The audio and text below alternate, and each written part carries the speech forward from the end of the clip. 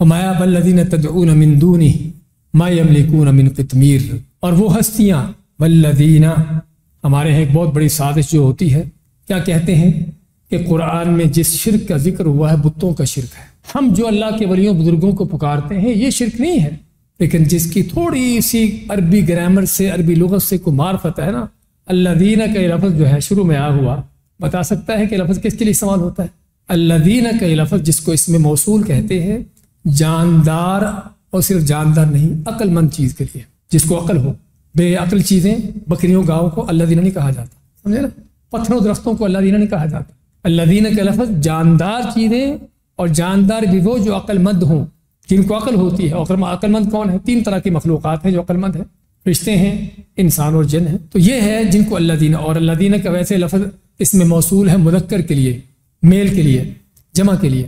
تو علماء تک، اور اس کا ہم ترجمہ اگر کرنے پر آتے ہیں تو اس کا ترجمہ یہ بنتا ہے کہ وہ ہستیاں، وہ بزرگ، وہ اولیاء، تدعون من دونہ، جن کو تم اللہ کے سوا پکارتے ہو، ان کا حال کیا ہے؟ ذرا غور سے سنیے اللہ کیا فرماتا ہے، ان کا حال کیا ہے۔ ہمارے ہاں تو کہتے ہیں کہ ان کے پاس ان سے جو مانگو ملے گا۔ اللہ کیا فرماتا ہے؟ ما یملکون من قطمیر۔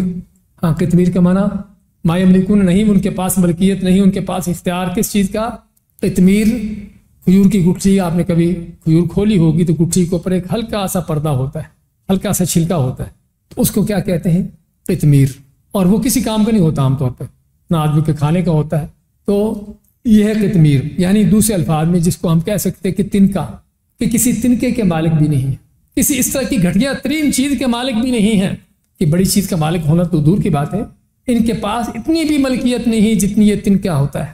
پہلی بات تو ان سے ملکیت کی نفی کی کہ کس چیز کے مالک نہیں ہے، اور جو کسی چیز کا خود مالک نہیں ہے آپ کو کیا دے گا؟